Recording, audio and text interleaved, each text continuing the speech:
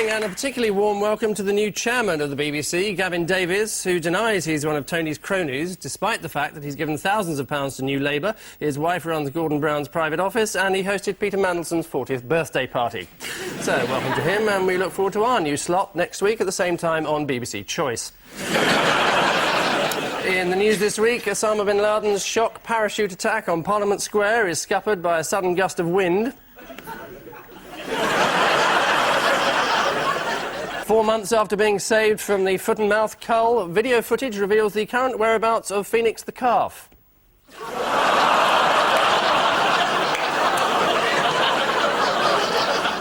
And as investigators look to the Arab world for the evil mastermind behind the terror campaign, all evidence points to one.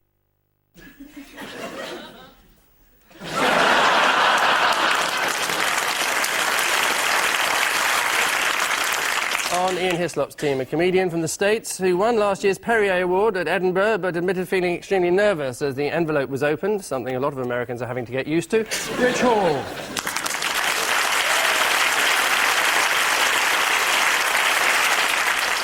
And with Paul Merton tonight is the author of Geoffrey Archer's biography, with which Lord Archer refused to cooperate, resulting in it being full of barefaced facts and glaring accuracies. Michael Crick.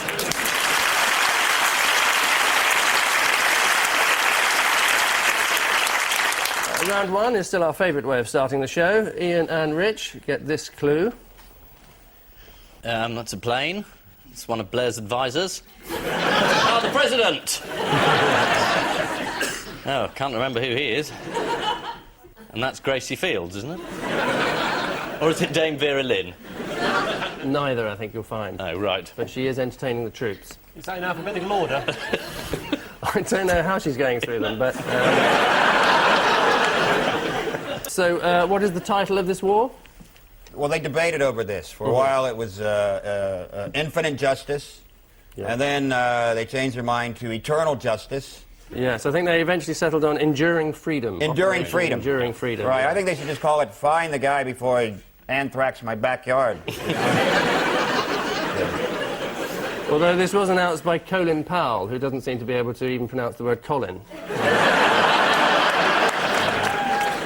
No, he's a dove, though, isn't he? He's one of the moderates. In this particular war, he is, yeah. Yeah. I think it was his idea to drop these, what they call the humanitarian aid packages onto the heads of the Afghans. And I don't know if you saw the actual contents of the, they're called daily food rations, and then underneath it says, a gift of the people of the United States. A gift. But it says it in 3 languages. Yes. Which are... Spanish, French, and English. Good. And the actual ingredients are freeze-dried red beans and rice, peanut butter, jam. These are all the ingredients of a Cajun child's diet, but not a... and a moist towelette. I'm not making this up. A moist towelette. And it says in 3 different languages, do not eat. Given that there's a 3-year drought, I would imagine that would be the most mouth-watering item in the entire... But Bush now seems to be happy to befriend the Pakistani leader, even though 2 years ago he didn't seem to know General Musharraf's identity. The new Pakistani general has just been elected. He's not elected. This guy took over office. He appears he's going to bring stability to the country, and I think that's good news for the subcontinent. And you can name him. General. I can't name the general. And it's...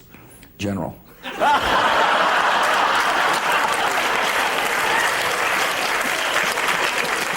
So how have the newspapers reacted, and TV and... Calm, measured, responsible. Right. They managed to come up with photographic evidence of proof that Osama bin Laden was behind the attack. The Mirror did, quite soon after the attack. There we are. With Osama bin Laden's face. But according to the British papers, we're now living under anthrax terror in this country, a wave of panic. Everybody's worried about anthrax. Well, News of the World said it might happen, and do you know what they suggested that we did? Piss on your own hanky? That's what you used to do in the First War, during the mustard gas. Did they? Yeah, and the troops, yeah, piss on your hanky, I would breathe through that. Did it work? No, but it gave you something to do. No, they recommend rubbing flour and cat litter into your skin. Of course, no one's claimed responsibility for the anthrax attacks. No, no. As yet, although the Iraqi foreign minister was asked if Baghdad was behind it, and he came up with this diplomatic response. No way that Iran could have been the source of this anthrax. Bullshit. This is my response. Well, the newspapers have done a few other things. They've also looked at people's handwriting to see. Yes. They came to the conclusion after looking at Bush's handwriting, here it is, that it's joined up. And then, yes, a crack team of scientists analysed this. Osama bin Laden's signature. But it does look like a rifle, doesn't it? Do you know what it shows? His name? It does show his name, yes. It shows aggression and violence and a wish for vengeance against society. You'd never know that from listening to him, though, would you? And who's been photographed standing shoulder to shoulder with Osama? It's Bert from Sesame Street. Bert the Muppet, yeah. Yeah. Oh, yes, oh, yes. Yeah, we can have a look.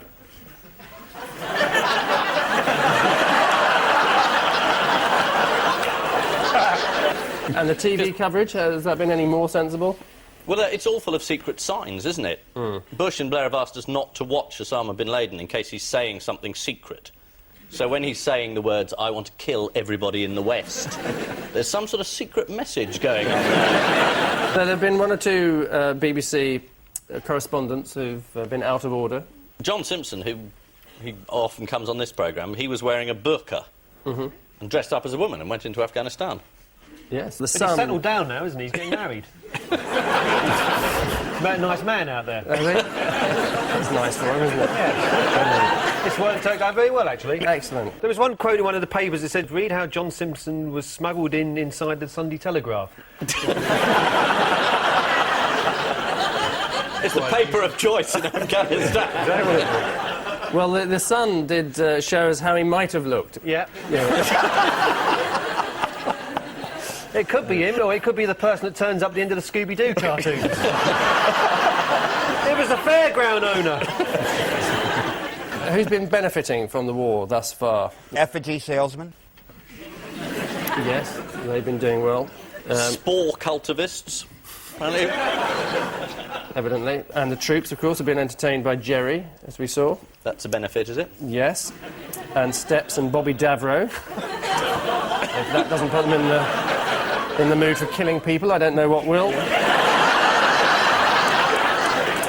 And, of course, Jo Moore, the PR officer. Yes. Stephen Byers. Yes, she's rather been buried in this first question, hasn't she? This is the woman who was watching the Twin Towers, the government spin doctor, and 1 hour after the first plane hit, she sent an email saying, this would be a really good time to bury any bad news. How about local councillors' expenses? Unbelievable, an hour later. God, we're accused of being cynical. I mean, we're not in her league. Did you see her apology? It was an absolute classic New Labour apology. She said, I'm very, very sorry, mainly to her bosses for causing the embarrassment.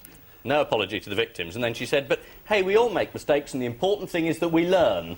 Just can't resist telling us off, New Labour, even when they've made the most enormous cock-up. I thought the important thing that was she was sacked.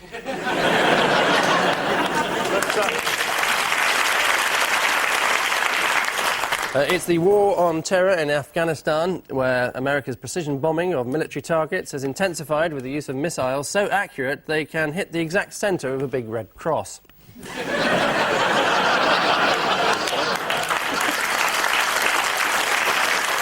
As fears of anthrax attacks spread, the British government's clear message to the public was don't panic, and keen to do its bit, the Mirror did manage to get part of the message across. This week, launching a draconian new bill to stem religious hatred, David Blunkett has been accused of trying to censor comedy, though clearly it's a fundamental right to make jokes that may cause offence, and you'd be blind not to see it.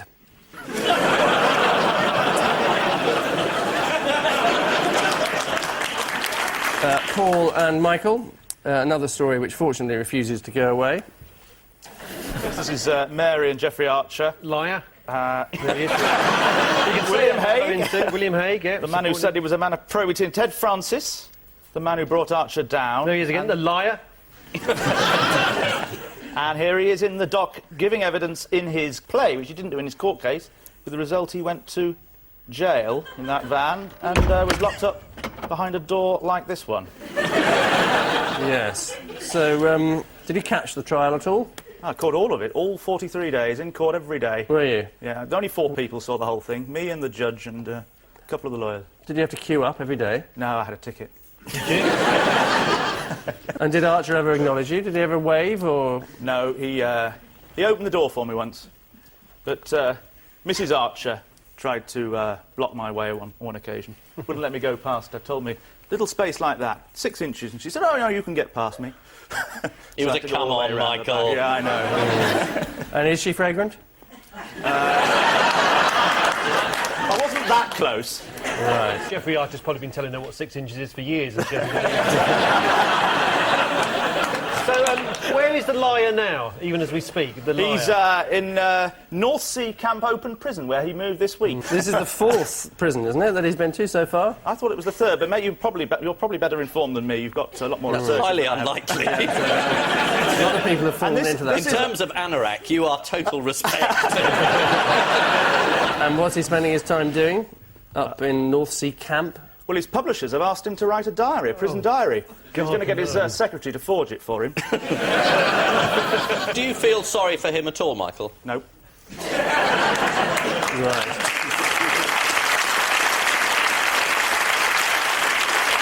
I don't see the point in putting him in prison, because he's just going to write again. If he was in Iran, we could chop his hands off, couldn't we? My grandmother used to say, don't take the man to the pin, take the pin from the man.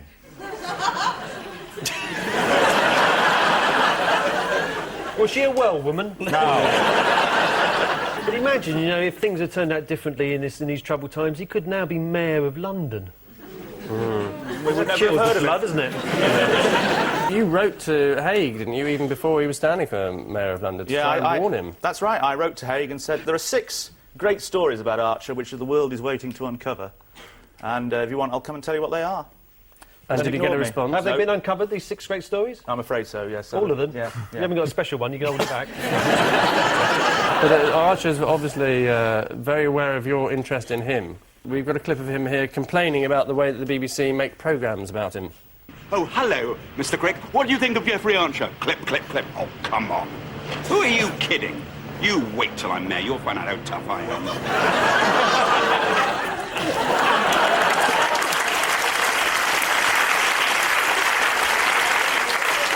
Can I put a special request in to see that all again? Yeah, well, I don't see why not. Let's see it again. Oh, hello, Mr. Crick. What do you think of Jeffrey Archer? Clip, clip, clip. Oh, come on. Who are you kidding? You wait till I'm mayor. You'll find out how tough I am. Christ almighty. Wonderful. Brilliant.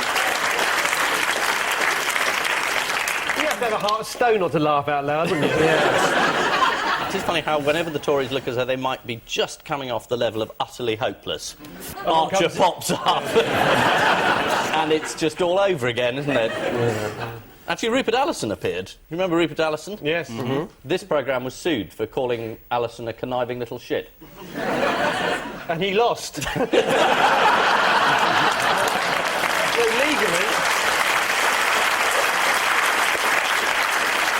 legally, he's a conniving little shit. Yeah. And this week a judge said that he was a dishonest witness. So now even the judicial system agrees with us. Yes, and we're exonerated.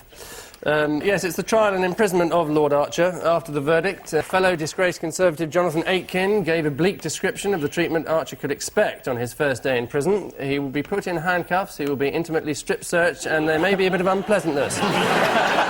In effect, just the sort of thing he used to pay 70 quid a time for. So at the end of that round, these scores, unlike Jeffrey Archer's diaries, are identical, being as they are to all.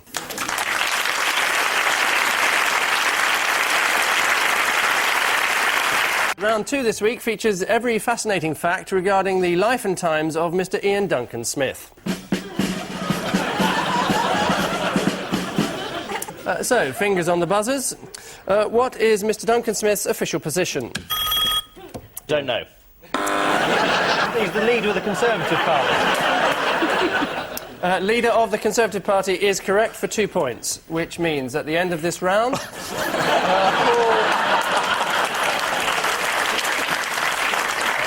Paul and Michael lead by 4 points to 2.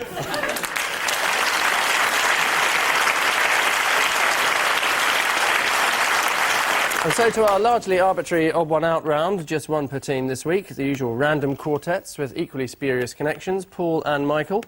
Your fatuous foursome is Tony Blair, Spotted Richard, Defra and the Devil's Arse. The Devil's Arse? Is correct. It sounds like a rather dodgy pub in Lewisham, doesn't it?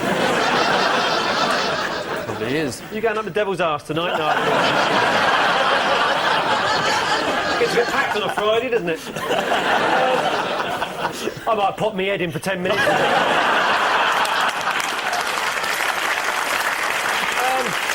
Right. DEFRA, that's the Department of Rural Affairs, is it? Or something like that? It's a word to that effect, yeah. Department of Environment, Food and Rural Affairs. Yeah. Right, OK, so that's a new name change. So I think it must be about changing names. Spotted Richard, if there's probably been some sort of thing about Spotted Dick is rude or something, I don't know, some idiotic thing. The Devil's Arse, I mean, probably some sort of cave, isn't it? Probably as a tourist attraction, it wasn't doing very well. It's probably now called the Grotto of Loveliness, or Slime World. I think Tony Blair's the odd one out because he hasn't changed his name, unless, of course, you count that he's shortened his name from Anthony. You're almost right. The answer is that they've all had their names changed for PR purposes. Right. Apart from Tony Blair, who had his name changed on his file by a trainee at the AA. From Tony Blair to Saddam Hussein, a.k.a. Twatface.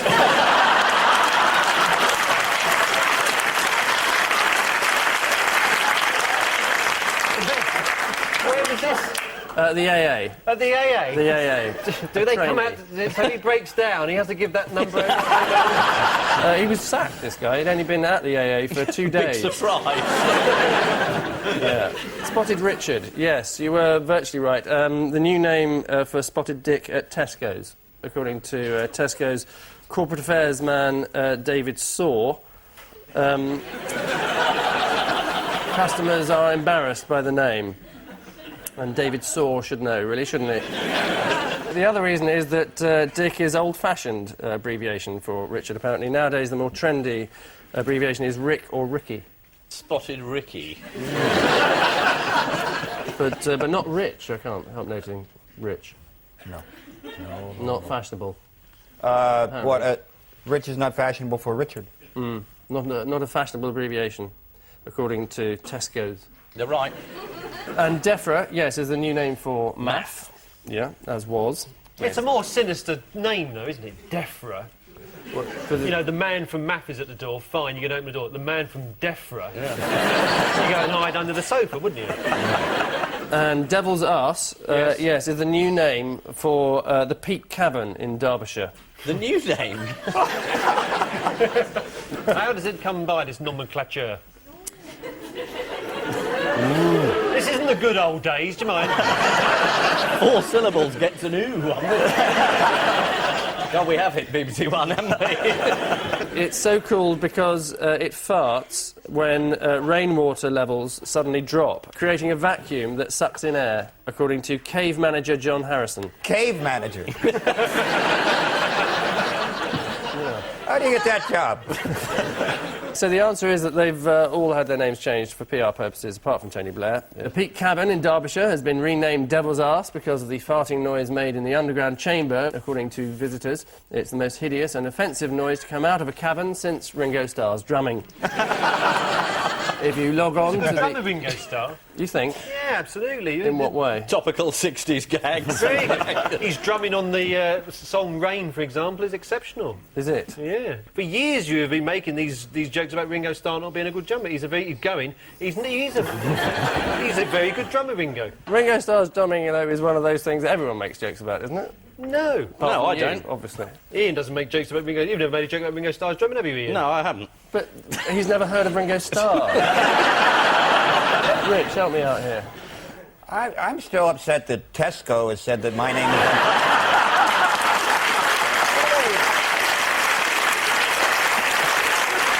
Ian and Rich, your dangerous head cases are Osama bin Laden, Ian Duncan Smith, Martin McGuinness and Jeremy Paxman. Osama bin Laden, or as Tesco likes to call him, Ozzy.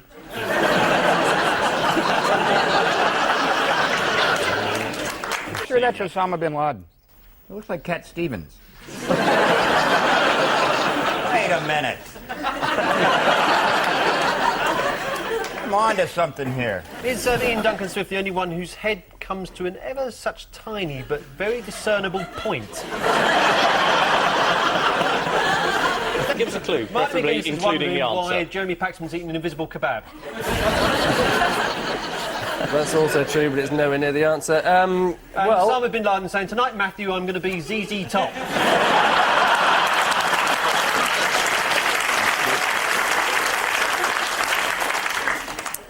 well, as you'd expect with these four, it involves sport. They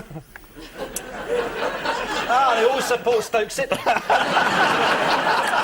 You might get there via the book that Jeremy Paxman has written, if you're English aware. A book about Fishing. fishing. Yeah, he wrote a book about And fly Martin fishing. McGuinness goes fishing. Osama bin Laden. He's written a book. Well, his pen name is J.R. Hartley. That's it. I knew I'd seen that face before. That's the first lead the FBI have got. It's very old. I'll give you 1 point for this. The answer is that they're all keen anglers, apart from Osama bin Laden, who apparently prefers to use hand grenades to blow the fish out of the water. Martin McGuinness also keen on fishing and poetry, although he said he might give up fishing if it's proved to be cruel. And Paxman, of course, wrote... do you know the name of his book? Obviously not. No. Fishing for fun. No. Come on, fish, come on.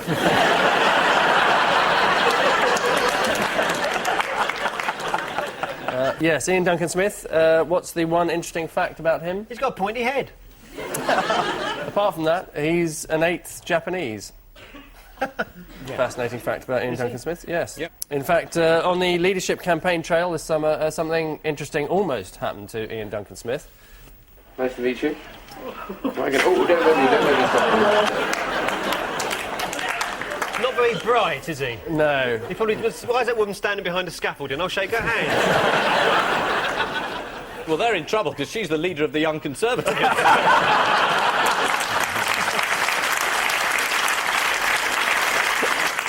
And so to the Limp Biscuit that is our final missing words round, the usual sample of headlines. So, pray silence for 600 frozen sheep, what? Baffle farmer. We have to thaw a herd.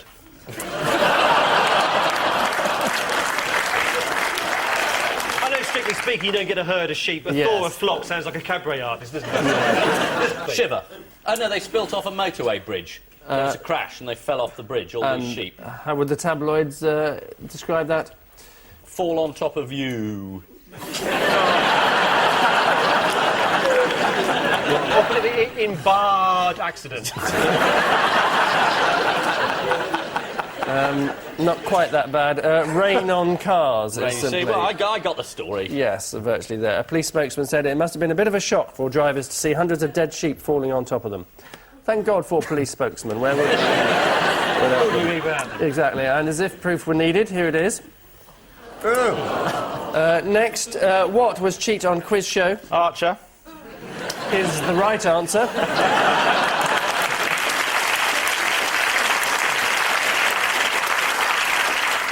This is Jeffrey Archer on What's My Line? To which, of course, the moment the answer is prison toilet cleaner.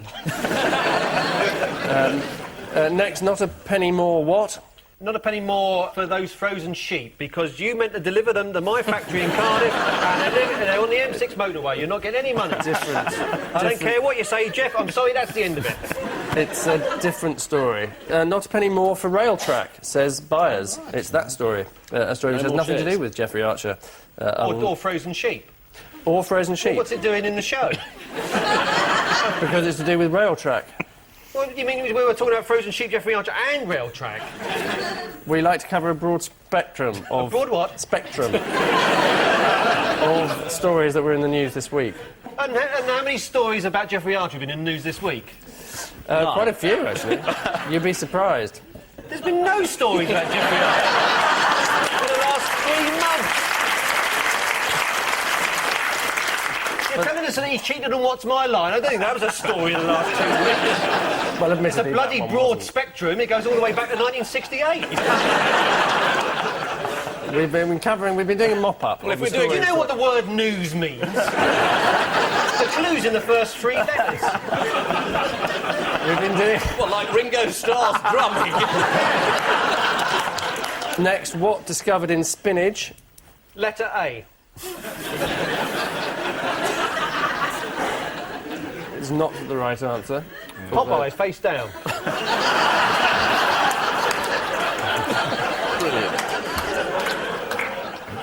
Equally incorrect. Oh, Osama bin Laden. No. Face of Satan. The answer is cure for blindness, is what's being discovered in spinach. The spinach protein could help many people who are blind or semi-blind to see again. Dr. Eli Greenbaum told a lamppost. Next, judge your what? You're free to go, Mr. Hislop.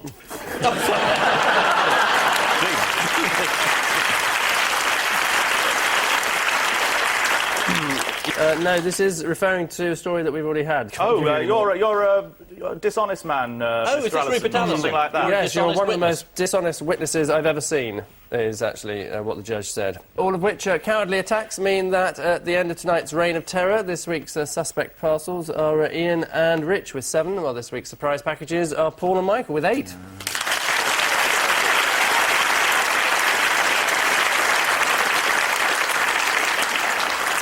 But before we let them loose on an unsuspecting world, the danger and excitement of our caption competition. There's a bloke on the left saying, oh, yes, you all get agreed what you're going to wear before you come to work. Nobody's told you. It's Dress Down Friday. Ah, yes, the bloke on the left is saying, well, of course, I wash mine with my jeans and my green shirt. This is...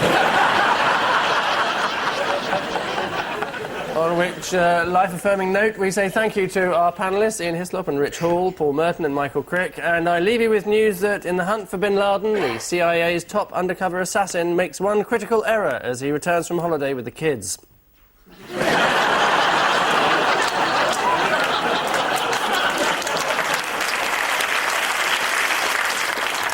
In the mountains of northern Afghanistan, after a month without any action, there's evidence the SAS are getting bored. And in Lincolnshire, the prison psychologist is unimpressed as Jeffrey Archer makes a desperate bid for freedom. Good night.